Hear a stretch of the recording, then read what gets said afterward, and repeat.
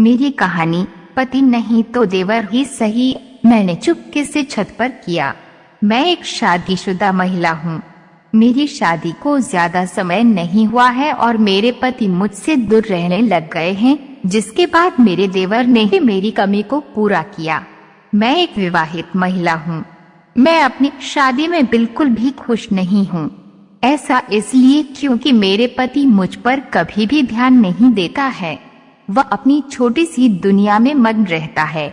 मैं उनका साथ पाने के लिए हर दिन भीख मांगती रहती हूँ। शायद इसका एक कारण यह भी है कि हमारी अरेंज मैरिज हुई थी, इसलिए उसे मुझसे कभी भी लगाव नहीं हुआ। हालांकि मुझे भी इस शादी में कोई खास दिलचस्पी नहीं थी, लेकिन मैं इसके बाद भी राजी हो गई। ऐसा इसलिए क्योंकि मेरे माता पिता इस रिश्ते से बहुत खुश थे। यही एक वजह भी है कि हम कभी भी एक दूसरे के प्रति आकर्षित नहीं हुए। हम केवल नाम के विवाहित जोड़े हैं जो दूसरे लोगों की तरह एक ही घर और छत के नीचे रहते हैं। हम कभी कभार ही सेक्स करते हैं। ऐसा इसलिए क्योंकि वह एकदम उबाऊ आदमी है। उसे रोमांस के नाम पर कुछ भी नहीं आता है।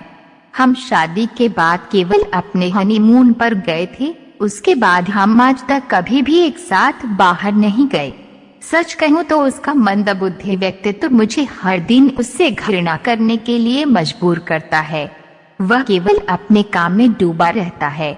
उसका काम ऐसा है जिसकी वजह से उसे ऑफिस जाने की जरूरत भी नहीं पड़ती, इसलिए वह घर पर ही आराम करता रहता है।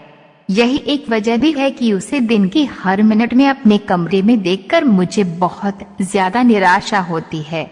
वह बस बैठता है और काम करता है, यहाँ तक कि लैपटॉप के सामने खाना भी खा लेता है। वह एकदम आलसी और सुस्त है।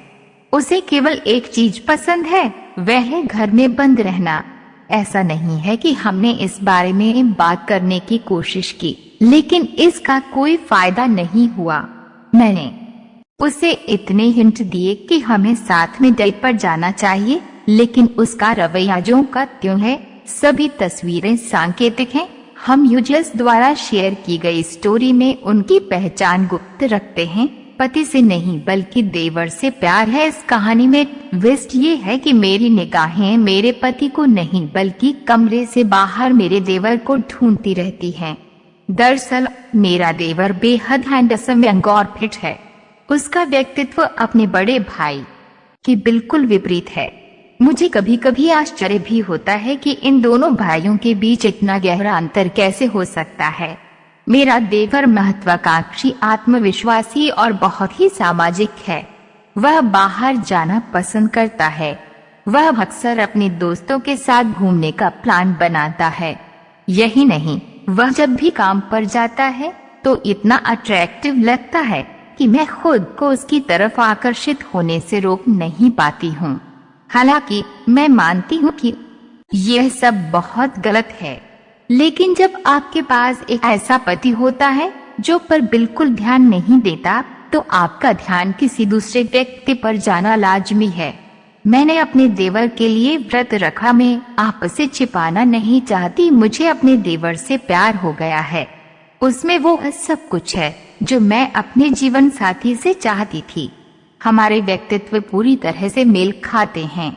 वह मेरे साथ हंसता है, मजाक करता है और यहाँ तक कि मेरे पति को मुझे यात्रा पर ले जाने के बारे में भी बोलता रहता है, लेकिन इसके बाद भी उस पर इन बातों का कोई असर नहीं होता। यह सब चल ही रहा था कि करवा चौथ नजदीक आ गया।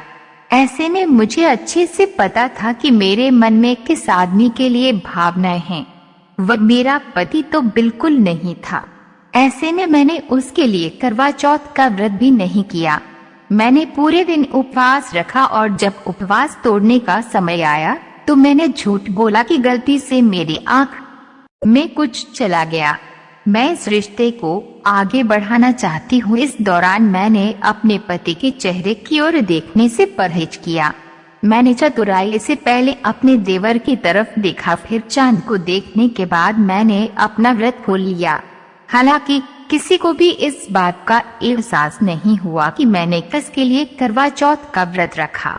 मेरा मानना है कि यह महसूस करने की दिशा में पहला कदम था कि मेरे देवर के लिए मेरी भावनाएं क्या हैं।